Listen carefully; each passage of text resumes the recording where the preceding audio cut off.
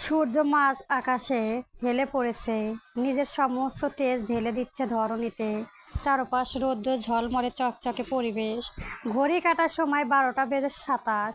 রান্নাঘরে বেশ ব্যস্ত হাতে সবার জন্য দুপুরে রান্না করছে তোহা।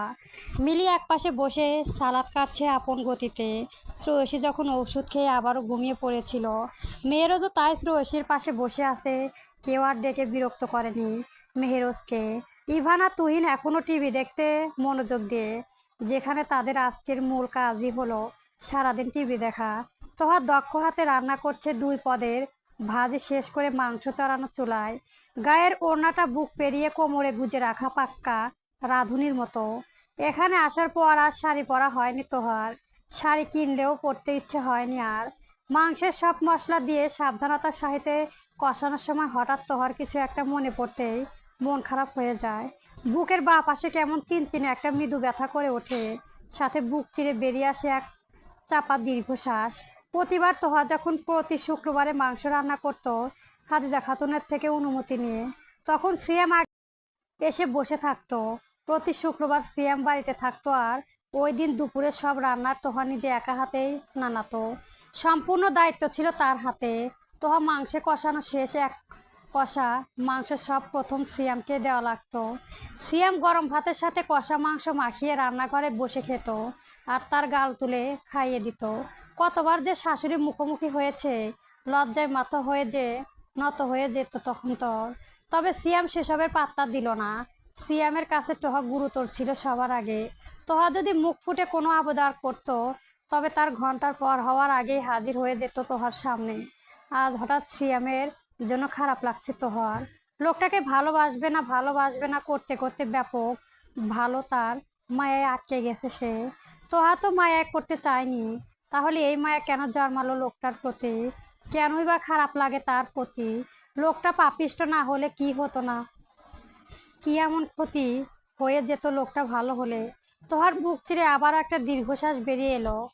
এখন সিয়াম এখনো থাকলে হয়তো পিছন থেকে তোহার কোমরের শাড়ি ফাঁক দিয়ে তার পেট জড়িয়ে ধরে গলা মুখ গুজে কত আহ্লাদ দেখাতো, কত লজ্জায় না তোহা পেত তখন। তারপর মাংস কষানো শেষ হলে তোহা প্লেটে ভাত বেড়ে দেওয়ার পর সিয়াম নিজে হাতে ওকে খাইয়ে দিত। মানুষটাকে তোহা ঘৃণা করেও করতে পারতো না ঠিক মতো। ঘৃণা করতে শুরু করলে সিয়ামের করা কেরিয়ালি গুলি মনে পড়ে। চোখের সামনে ভেসে ওঠে স্নিগ্ধ হাসি খুশি ভরা মুখটা। কোনো স্ত্রী কি পারে তার স্বামীকে ঘৃণা করতে? তোহার মনে প্রশ্ন জন্মালেও তার উত্তর মেলে না। হয়তো পারে, আবার হয়তো না। তবে তোহা তা পারছে না ভুলে যেতে।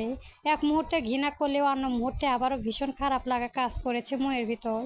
তোহার চোখের কোনো বাধাহীন এক ফোঁটা উত্তপ্ত নোনা জল গড়িয়ে পড়তে সাথে সাথে মিলি তোহার দিকে তাকিয়ে উৎকণ্ঠ হয়ে বলে, এই তোহা কি হয়েছে? কাঁদছিস কেন? তোহার চোখের পানি কেন? মিলির কথায় তোহার ধ্যান ফিরে আসে। মিলি আদা কাটা শেষ করে নকশা মাংস নিতে এসেছিল। ইভান আর তুহিনের জন্য তোহাকে বলে রেখেছিল তুহিন। তবে তোহার চোখের পানি দেখে চমকে যায় মিলি। হঠাৎ কি হলো মেয়েটার? তোহা দ্রুত হাতে তালু দিয়ে চোখে মুছে নিয়ে মিলির দিকে তাকিয়ে হেসে বলে, ধুর বোকা, কাঁদছি না, মাংসের ঝাল দেখছি না? অনেকক্ষণ তাকিয়ে আছে তাই এরকম চোখের পানি এসে গেছে হঠাৎ। আমাকে বলদ পেয়েছিস তুই? তুই তো বলদি। কথাটা বেশ রসিকভাবে বলে বেসিংয়ে থাকা প্লেটগুলো ধুয়ে শুরু করে দেয় তোহা। মিলি ভ্রু কুঁচকে তাকিয়ে থাকে তোহার দিকে বেশ খানিকক্ষণ। কাউকে বলতে চায় না, থাক না, ও কিছু ব্যক্তিগত। মিলি এগিয়ে এসে তোহার পিছনে দাঁড়ায়, তারপর শান্ত কণ্ঠে বলে, এড়িয়ে যাওয়ার দরকার নেই। বলতে হবে না কান্নার উৎস কি, আমি জিজ্ঞাসাও করব না। তবে কিছু জিনিস আসে যা চেপে রাখলে শুধু কষ্ট বাড়ে। মন চাইলে শেয়ার করিস আমার সাথে। মিলি কথাগুলো মন দিয়ে শোনে তোহা। তারপর শান্ত কণ্ঠে বলে, তোর কষ্ট হয়নি এই 2 বছর এমন একটা সত্য আমার থেকে লুকিয়ে রাখতে? আমি তো অন্য মেয়েদের মতো খারাপ ননদ হতাম না। আমি খুব যত্ন করে আগলে রাখতাম তোদের। আর তুই এখন আমাকে বলছিস কথা চেপে রেখে কষ্ট যেন না বাড়ায়। তোহার কথায় মাথা নিচু হয়ে যায় মিলির। কিছু বলার নেই ওর আর। রাত কাল রাতে তোহা সব শুনে ফেলেছিল। এমনকি তাদের দুজন একসাথে হাতে নাতেও ধরেছিল। তুহিন যদিও এড়িয়ে যেতে চাইল তোহা তা যেতে দেয়নি। সারা রাত সব কথা শুনেছে। মিলি ভেবেছিল তোহা আর কথা বলবে না তার সাথে, তবে এমন কিছুই হয়নি। পরিবেশ পুরোপুরি ঠান্ডা, তবে এটা জানে যে মেহেরজের সাথে কিছু নিয়ে কথা বলছে বেশ খানিকক্ষণ। তবে দুজনের মুখে ভাবমূর্তি দেখে কিছুই বুঝতে পারেনি মিলি কিংবা তুহিন, তাই আর এই নিয়ে ঘাটেও নি। মিলিকে চুপ থাকতে আবারও কাজে হাতে লাগায় তোহা। মনোযোগ দিয়ে সব ধুয়ে শুরু করে। তোহাকে এতটা শান্ত দেখে মিলি গোপনে একটা দীর্ঘশ্বাস ফেলে নিজেকে স্বাভাবিক করে নিয়ে তারপর শান্ত কণ্ঠে বলে, মাংস কষানো হয়ে গেছে বলিস? তুহিন তো বলেছিল তখন, এখন আবার পাঠিয়েছে। শালা ইভান আল্লাহ সোফায় স্থির হয়ে বসতে দিচ্ছে না আমারে। ও নাকি পছন্দের তোর হাতের কষা মাংস আগের বার খেয়েছিল। মিলির শেষ কথাটা হাসি মিশ্রিত কণ্ঠে বলে, তবে তা শুনে আবারও বুকের ভেতর কেঁপে ওঠে তোহার। তবে কিছু বলে না। দুটো মানুষের পছন্দ এরকম হতে পারে, এত ভাবার কি আছে। তোহার হাতে বাসনগুলো পরিষ্কার করে ধুয়ে কিচেনের রক সাজিয়ে রাখে। তারপর উড়না হাতে মুছে চুলার পাশ থেকে একটা ঢাকনি দিয়ে ঢেকে রাখা বাটি মিলির হাতে তুলে দেয়। মাংস কষানো পরপরই তোহা তুলে রেখেছিল ওদের জন্য। অতি সহজে কখনো তোহা কারো পছন্দ অপছন্দের অবদান ভুলে যায় না। মিলি হাসি মুখে মাংসের বাটিটা নিয়ে রান্নাঘর থেকে বেরিয়ে চলে যায় ডাইনিং সোফায় বসা ইভান আর তুহিনের দিকে। মিলে যাওয়ার পর তোহা জোরে একটা দীর্ঘশ্বাস নিয়ে আবারও রান্নার মনোযোগ দেয়। মাংসটা হওয়ার মতো হয়ে এসেছে। হয়ে গেলে ব্যাস, আজকের মতো রান্না চটপট ক্লোজ।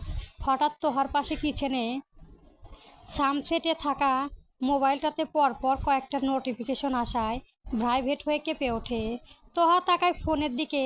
ভাইব্রেটের কারণে কেঁপে ওঠে ফোনটা। তোহা হাত বাড়িয়ে ফোনটা হাতে তুলে নেয়। তারপর স্ক্রিন চালু করতে স্ক্রিনে ভেসে ওঠে মেসেঞ্জারে কয়েকটা নোটিফিকেশন। তোহা ভ্রু কুঁচকে যায়। এই সময় মেসেঞ্জারে আবার কে নক দিল, তাও আবার তার পার্সোনাল ফেসবুক অ্যাকাউন্টে। তোহা রান্না শেষ করে নেয় দ্রুত। তারপর সব গুছিয়ে মোবাইল নিয়ে ঘরে চলে যায়। গরমে নাজেহাল অবস্থা তোহার। ফ্যান চালু করে দিয়ে বিছানায় আতশোয়া হয়ে বসে। তারপর মোবাইলে লক খুলে মেসেঞ্জারে প্রবেশ করে। চোখে পড়ে মেসেঞ্জার রিকোয়েস্ট অপশনে কেউ রিকোয়েস্ট পাঠিয়েছে। তোহা প্রথম ইগনোর করে বিষয়টা, তবে হঠাৎ কিছু একটা ভেবে মেসেঞ্জার রিকোয়েস্ট অপশন চেক করে। অপরিচিত কেউ মেসেজ তো দিতে পারে না তার আইডিতে, তাহলে ফ্রেন্ড ব্যতীত সবার মেসেঞ্জার অফ করা, তাহলে কেউ কিভাবে মেসেজ পাঠাতে পারে? তোহার মনে কৌতূহল বসা বাঁধে। মেসেজ রিকোয়েস্ট অপশনে ঢুকতে চোখে বড় হয়ে যায় তোহার। 27 মিনিট আগে মেসেজে এসেছে ওই আইডি থেকে। আইডি প্রোফাইলে একজন মার্কসম্যানের ছবি দেওয়া খণ্ড হাতে। আইডির নাম ইংরেজিতে স্টাইল করে লেখা, দ্য সালডাউন আইভিসার। আইভিসার অদ্ভুত নাম দেখে তোহা ভ্রু কুঁচকে যায়। এমন না তার প্রথম দয়া তোহা, তার উপর তাকে আবার কে অ্যাডভাইস দেবে বলে তোহার মনের মাঝে জন্ম নেয় হাজারো অজানা প্রশ্নের উত্তর। আইডির মেসেজ রিকোয়েস্ট অ্যাকসেপ্ট করে আইডি প্রোফাইলে প্রবেশ করে। নতুন আইডি আজকেই খোলা, মাত্র কয়েক ঘন্টার আগে। আইডি কভার ফলোতে বড় বড় লেখা টিএসকে তোহার। হঠাৎ সেই দিন রাতের কথা মনে পড়ে যায়। সাথে সাথেই পরে অনুভব চ্যাটার্জির কথা। আইডির ক্যাপশনে ছোট করে লেখা, ওয়েলকাম টু দ্য সালডাউন অ্যাডভাইস ওয়ার্ড। ক্যাপশনটা পড়ার তোহা আবারও সেই দিন রাতের অনুভবের কথা মনে পড়ে। কতটা ভয়ানক একজন লোক। সে কি নখ দিয়েছে তাকে? দিলেও তার সাথে তোহার কি কাজ? নিজের ভাবনায় নিজের চমকে ওঠে তোহা। এক মুহূর্তে দেরি না করে আইডির ইনবক্স চেক করে। সাথে সাথে দেখতে পায় পরপর 3টে মেসেজ। তোহা অবাক হয়ে মেসেজগুলো দেখে। বেশ বড় বড় মেসেজগুলো। তোহার কিছু না ভেবে পড়তে শুরু করে দেয়। প্রথমে লেখা, hello senior inspector Tanuja Sheikh, কেমন আছেন আপনি? তোহার নিজের নাম দেখে ভীষণ অবাক হয়। এই নাম জানলো কি করে এই লোক? তার উপরে তার চাকরির কথা। আর সেই দিন তো জানার উপায়ও ছিল না, সিভিল ড্রেসে ছিল। তাহলে তোহা মনে কৌতূহল নিয়ে পরের মেসেজটা পড়ে। সেখানে লেখা, আমাকে চিনতে পারছেন না মনে হয়। কৌতূহল হচ্ছে আমি কেন আপনার এত সিকিউরিটিতে থাকা আইডিতে মেসেজ দিলাম। সবাই বলবো তার আগে চলুন পরিচয়টা দিয়ে নেই। I am the shadow king অনুভব চ্যাটার্জি। নিশ্চয় মনে আছে আমার কথা। থাকবে না কেন? থাকতেই হবে। আমি না থাকলে তো এতদিনে মাটি নিচে থাকতেন সবাই। আপনাদের লাশগুলো পোকা খেত। আচ্ছা, আপনাদের মিশনে কি অবস্থা? আসল অপরাধীকে ধরতে পারলেন নাকি হাত পা গুছিয়ে এখনো বসে আছেন ভীতুর মতো? যদিও এমন একটা গুরুত্বপূর্ণ মিশন আপনাদের উপরে ছেড়ে দেওয়া মোটেই উচিত হয়নি উপর মহলে। আসলে অপরাধীকে এখনো অবধি সেটাই খুঁজে পাননি। অপরাধীদের শাস্তি দিবেন কীভাবে? লাস্টের কথাটা বেশ ঠাট্টা করেই লিখেছে অনুভব। তোহা বেশ রাগ হয় মেসেজটা পড়ে। তারা কি কম চেষ্টা করেছে? আর এই লোকই বা তাদের পেছনে কেন পড়েছে? তোহার নিজের ভাবনা দূরে সরিয়ে এবার শেষ মেসেঞ্জারে চোখ বোলায়। সেখানে লেখা, আমার কথায় মাইন্ড করবেন না, নিজের পায়ে নিজে কুড়াল মারবেন। আপনাদের চিন্তা কোনো কারণ নেই। এই শহরে মানুষের নিরাপত্তার দায়িত্ব আমার। তবে যেহেতু আপনারা মাঠে নেমেছেন অপরাধী ধরতে, তাই ভাবলাম সম্পূর্ণ ক্রেডিটটাই আপনাদের দেই। মন চাইলে গ্রহণ করতে পারেন, আবার না চাইলে না। আমি সাহায্য হাত বাড়ালাম। যদি আপনি গ্রহণ করেন তবে লাস্ট 7 ডেইসের ভেতরে সকল অপরাধী নিজের পাপের সঠিক শাস্তি পেতে যাবে। আর তাদের নিয়ন্ত্রণে থাকার 100বার জন্য মুক্তি মিলবে। যদি তাদের বাঁচাতে মন চায় তাহলে আমাকে ভয়েস দিবেন। টিএসকে নীল হেপ, the secret of only is inspector Tanuja Sheikh. আর যদি আগামী 7 ঘন্টার ভিতরে সাহায্য না চান তাহলে অপরাধী তো আমার হাতে মরবে, তবে 100বারের জন্য নারী আর শিশু আর মুক্তি মিলবে না। বেশ বড়সড় একটা মেসেজ। সব যেন তোহার মাথার উপর দিয়ে গেল। কি থেকে কি হলো বুঝতেই পারছে না। আচ্ছা, লোকটা কি আসলে তাদের সাহায্য করতে চাচ্ছে নাকি বিপদে ফেলতে চাচ্ছে? আর যদি বিপদে ফেলে তাহলে সেই দিন বাঁচালো কেন? নাকি মন যেটা চেষ্টা করলো, এ কি আসলে অনুভব চ্যাটার্জি নাকি অন্য কেউ তার নাম করে তাদের বিপদে ফেলতে চাচ্ছে? তোহার মাথায় কাজ করছে না। আসলে কি 112 জন নারী শিশু আটকে আছে অপরাধীদের কাছে? যদি সত্যি হয় তাহলে তোহা কি করবে? কোথায় খুঁজবে? একজন পুলিশের কর্মকর্তা হয়ে এমন অচেনা একজন নিকৃষ্ট সিনিয়র কিলারের থেকে সাহায্য নেবে? বিছানা থেকে উঠে বাইরে চলে যায় সবাইকে বিষয়টা দেখাতে। হাতে মাত্র 7 ঘন্টা। এর ভেতরে যার সিদ্ধান্ত নিতে হবে।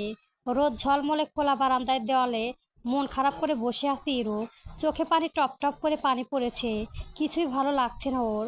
মনের মধ্যে কু ডাকছে, খালি স্বস্তি পাচ্ছে না কিছুতেই। মনের ভিতর অদ্ভুত এক অস্বস্তি হচ্ছে তার। সকাল থেকে শ্রেয়সীর জন্য মনটা ভীষণ খারাপ। শ্রেয়সীর সাথে কথা হয়নি আজ 3 দিন।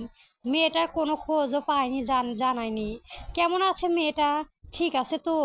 শ্রেয়সীর জন্য মনটা কেমন যেন করছে ইরোর। বারবার মনে কু ডাকছিল, তাই একটু আগে শ্রেয়সী যাতে কমে ক্ষতি না হয়, আল্লাহর রহমতে যেখানে থাকে ভালো থাকে তাই মানত করেছিল। তাই এখন ফাহিম দিয়ে মসজিদে বক্সে দান করে টাকা পাঠালো, যাতে আল্লাহ তার দোয়া কবুল করে নেয়। ইরু মনে পড়ে একটা সময় ছিল যখন শ্রেয়সী বাদে ইরুকে কেউ বুঝতো না। কত কথা, কত হাসি কান্না শ্রেয়সীর সাথে তার স্মৃতি জড়িয়ে ওর। মেয়েটার জন্যই আজ সে এখানে। ফাহিমের মতো বুঝদার একজন মানুষ পেয়েছে। ফাহিমের মতো একজন বড় বোনের মতো ননদ পেয়েছে। সবশেষে সাহিদা খাতুনের মতো একজন মা পেয়েছে, যার কাছে ইরু নিজের মনের সকল কথা খুলে বলতে পারে। যার কাছে ইরুর মা মা গন্ধ পায়। তবে এত সুখের মাঝেও হাহাকার জমে আছে তার বক্ষ পিঞ্জরে। বিয়ের পর তার ভাইকে খুঁজে তার কাছে এনে দেবে কথা দিলেও ফাহিম আর খুঁজে এনে দেয়নি তার কাছে তার ভাইকে। ওই বাড়িতে থাকাকালী তাও চোখে দেখতে পেত, তবে এখানে আসার পর আর তাও দেখতে পায়নি। কেমন আছে তার ভাই? ফাহিমকে জিজ্ঞাসা করলে বারবার প্রশ্ন এড়িয়ে যায়। ভাইয়ের কথা মনে হয়, কান্নায় বুক ভেসে যায় ইরোর। বুঝতে পারে না কেন এড়িয়ে যায় ফাহিম। তার উপর শ্রেয়সীও নিখোঁজ। সিয়াম ভাই উন্মাদের মতো তোহা ভাবি আর শ্রেয়সীকে খুঁজে চলেছে, তবে কোনো হদিশ নেই। শ্রেয়সীর বাবা মৃত্যুর সদ্য খবর পেয়েও ফাহিম নিজে গিয়েছিল দেখাতে। শ্রেয়সী যদি জানে তার বাবা এই অবস্থা, তখন ঠিক থাকতে পারবে তো মেয়েটা? শ্রেয়সী মায়ের অবস্থাও বেশি ভালো না, কেমন যেন হয়ে গেছে। এদিকে হয়তো মেহেরোজ ভাইও খুঁজে চলেছে শ্রেয়সীদের। কি থেকে কি হয়ে গেল? ইমা আপুকে খুঁজে পাওয়া যাচ্ছিল না, পরে রোকেয়া বলল পালিয়ে বিয়ে করেছে। ওদের বাড়ির পাশে বাড়ির কাজের মেয়েটাও ইমা আপুর সাথে নিখোঁজ। শুনলো ইমাকে পালাতে সাহায্য করে নাকি রোকেয়া ভয়ে গ্রাম চলে গেছে। তবে ইরু এসব বিশ্বাস হয় না। একটা বার ভাইয়ের সাথে কথা বলার আশায় গিয়েছিল ওই বাড়ি, তবে তার আর কপালে জোটেনি। রোকেয়া ফোন দেয়নি, বলেছে নাম্বার নেই খুঁজে নিতে। ইরু কোথায় খুঁজবে, ঠিকানাও তো দেয়নি। তবে আশ্চর্যের ব্যাপারে এই প্রথম রোকেয়ার কথা কোনো প্রতিবাদ করেনি ফাহিম। যদিও কারণ জিজ্ঞাসা করেছিল ইরু, তবে উত্তর পায়নি। বরাবরের মতোই এড়িয়ে গেছে ফাহিম। তবে ইরু হাল ছাড়েনি। প্রত্যেক রাকাত নামাজ রশিয়ার তার ভাইয়ের জন্যই মোনাজাতে কান্না করেন। দুজনকে খুব দেখতে ইচ্ছে হচ্ছে তার। তার জীবনে এক টুকরো ভালো থাকার মানুষ দুটো কোথায় আছে তারা? যেখানে থাক ভালো থাকুক, সুস্থ থাকুক, আল্লাহর উপর সম্পূর্ণ ভরসা আছে তার। গল্পটি কেমন হয়েছে অবশ্যই জানাবেন এবং নেক্সট পার্টের জন্য আমার চ্যানেলটি সাবস্ক্রাইব করে রাখবেন। গল্প লেফটেন্যান্ট মেহরোজ মির্জা চলবে।